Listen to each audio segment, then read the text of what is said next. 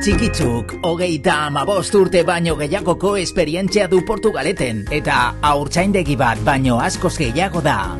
Zoriontsu hasteko tokia da. Bere taldea haur hezkuntzako, psikologiako eta pedagogia terapeutikoko espezialistek osatzen dute eta haur bakoitzari bere garapenean laguntzen dio, maitasunez eta profesionaltasunez. Jolastuz ikasten dute, mimoz programatutako inguru seguru batean, non lorategia eta baratzea esploratzeko eta deskubritzeko gela biziak diren. Janaria, etxekoa eta orekatua zentroan bertan egiten da, zehetasun bakoitza zainduz.